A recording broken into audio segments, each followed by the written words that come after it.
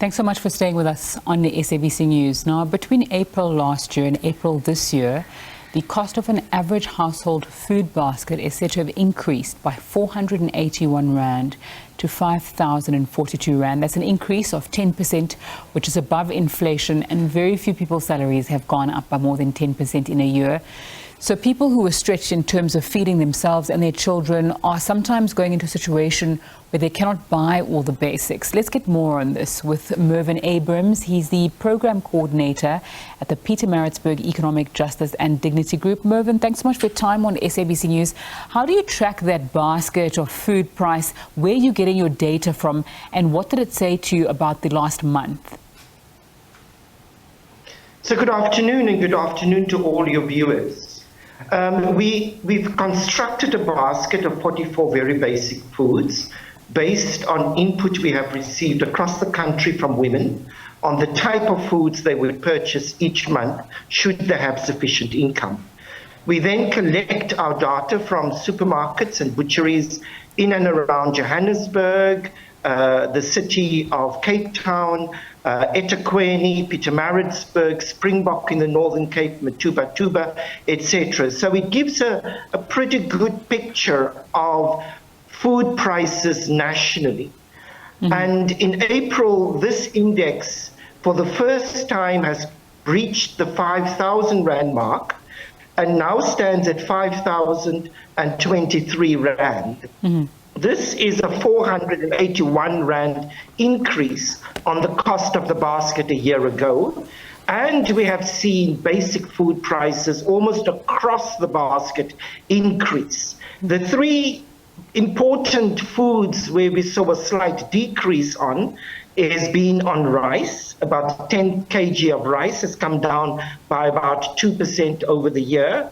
Cooking oil, luckily we can say, because last year this time it was extremely high, it has now come to about 3% below what it was a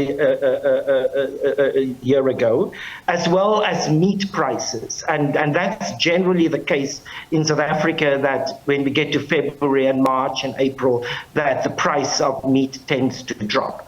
But all the other products in the basket have shown an increase. And this is having a massive impact on low-income households who now have to purchase cheaper food because they cannot afford to buy the food they would prefer to eat. Mm-hmm.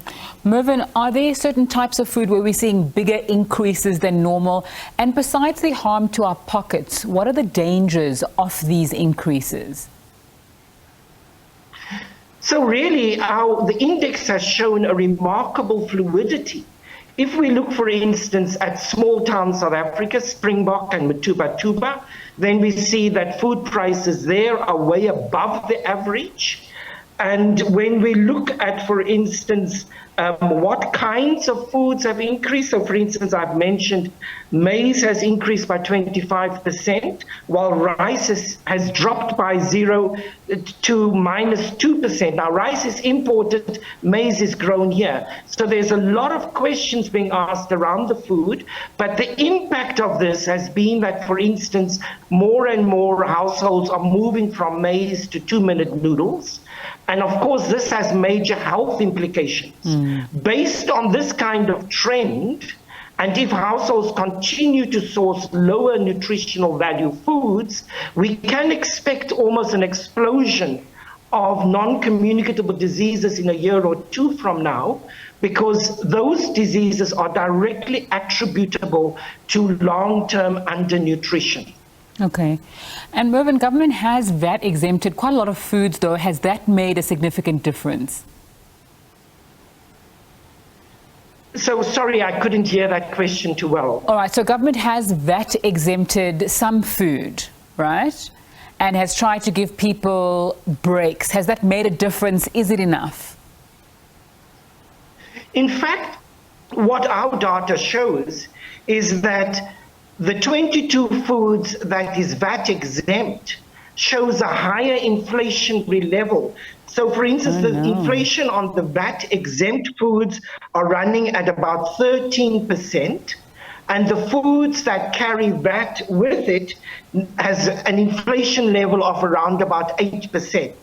Now, it shows that the staple foods, your maize meals, your breads, your onions, your potatoes, those, the basic core foods, are showing much greater inflationary pressure than other kinds of food where VAT is not counted on. So in a sense, exempting from VAT has not helped to make these foods any cheaper for low-income and working-class households. All right, and then you look at the food basket each month. What trends are you seeing in terms of how people consume food as those prices go up and, of course, as load shedding becomes a reality?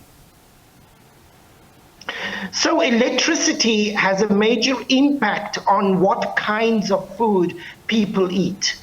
So, for instance, women tell us that when electricity prices increase, they tend to look for food that is cooked, that doesn't take as long to cook. So, for instance, what we are seeing with load shedding and particularly in the townships is that more and more families are depending on bread.